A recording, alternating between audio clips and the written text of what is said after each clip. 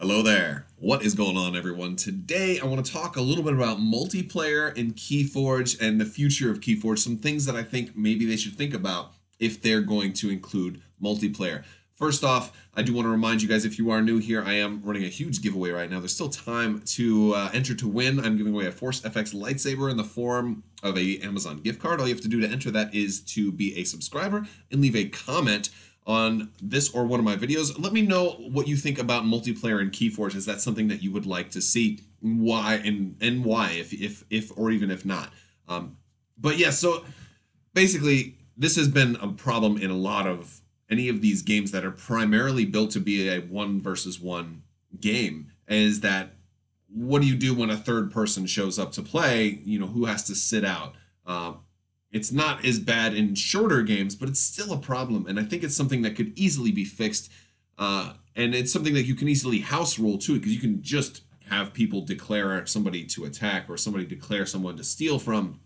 But the game, at least the core set, certainly isn't balanced for that. And there's certain rule interpretations that would have to be fixed, like saying what cards are globally effective and what cards have to have you target a player. So that's certainly some of the things that they should do if they're going to come out with it. And I think the best way to do that is in the future, like in a new set or a new expansion for KeyForge. So I'm going to talk about some things that I think they should consider doing. So first off, I think if they do come up with a new set with a multiplayer focus, or at least it doesn't even have to be a multiplayer focus, but a multiplayer option that is included in a new set, the first thing is it should still play 1v1. Like, I don't think they should make a set that is only multiplayer, because you don't want to rule out the possibility of, oh, well, it's just us.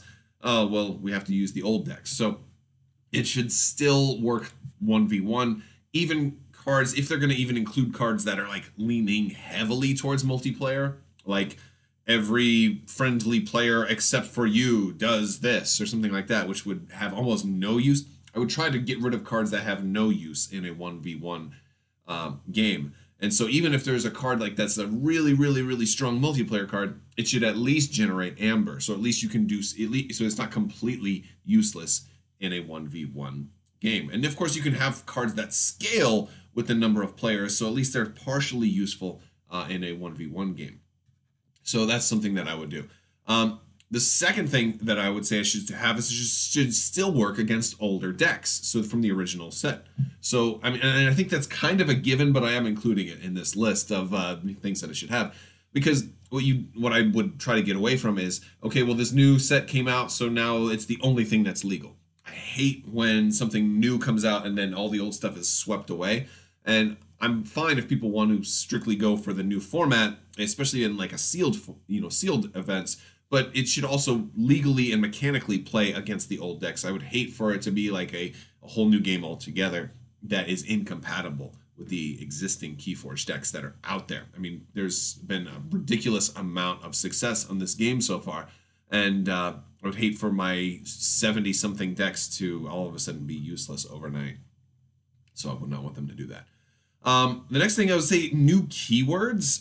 New keywords, I think, are something that are likely to come in a new expansion, but multiplayer-specific keywords. So maybe some type of allied keyword that would affect all, maybe allied creatures gain, +1/+1. And what that means is all friendly creatures. Maybe something that's like everything that belongs to me, but also if we're playing in a multiplayer format that is like me and a partner versus you and a partner, anybody who's considered my ally, and not like if we're doing like a 3-player free-for-all, just because we do a temporary alliance, that doesn't mean you're an ally. An ally would be somebody that's completely 100% on my side.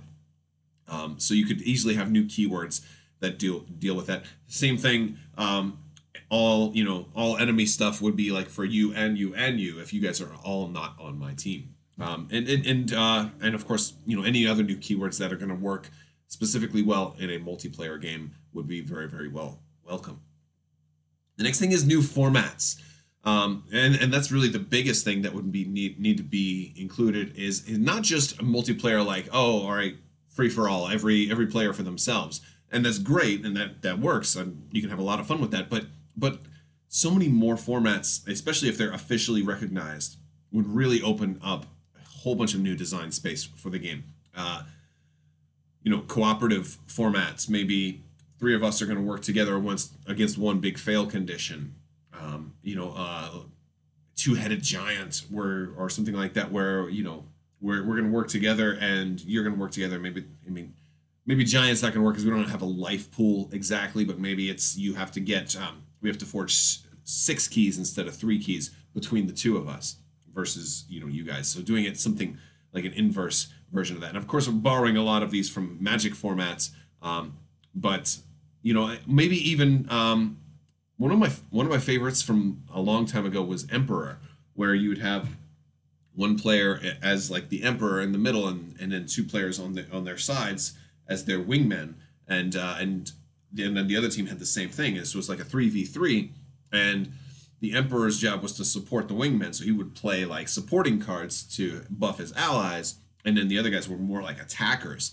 And you can even have formats like that maybe have people in different roles, and maybe in some of those roles the older decks might work better because they didn't have all the support cards that the new set has. And it just gives you, like, the more formats that you have, especially if you have different roles or different strengths or directions for decks to work, gives you a lot of new design space for future sets that are going to come out eventually. So I'd like to see something like that. It would be very, very cool. And Commander has really, really been successful in Magic the Gathering, so if they wanted to borrow a little bit from that design space as well, that would be really cool.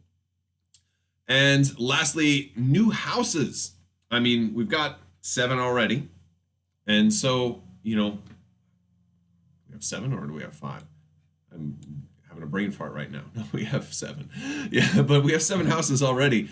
But, I mean, we could get a couple more. I mean, I don't think it's absolutely necessary, but considering that multiplayer would be a whole new element of KeyForge, I think that lends itself perfectly to the creation of new houses, because the houses that we have, you know, these factions have specific things that they are good at. Like Logos is good at supporting the other 2 in your deck, right? So you have like within your intra deck support.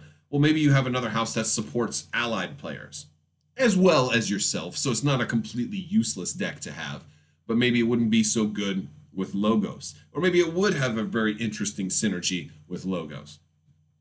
Maybe you have a deck that is, you know, minorly, like a little bit of poke against enemy, but it pokes against all enemies.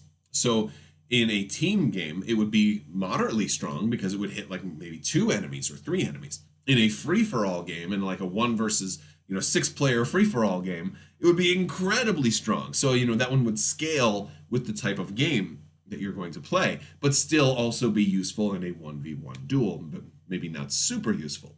Kind of would depend. Maybe a random deck, a deck that deals a little bit more with chaotic things and completely random events.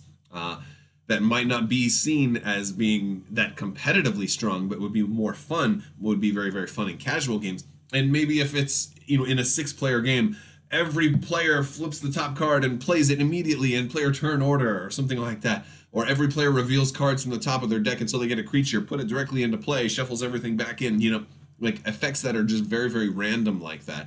Might be a very cool theme for a house. That would be loads of fun in multiplayer games. So multiplayer giving, you know, lots of new options for new houses. That's something that I would absolutely love to see. But that's what I think. What do you guys think? Let me know down in the comments below. What things are you looking forward to in future sets of KeyForge? Are you in favor of multiplayer support being like an officially recognized format with like rules to support? You know, I think it's a great idea.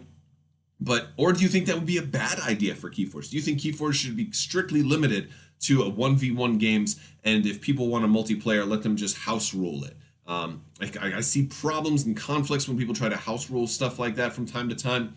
So I think having multiplayer support would be very fun, but I would love to hear what you guys think.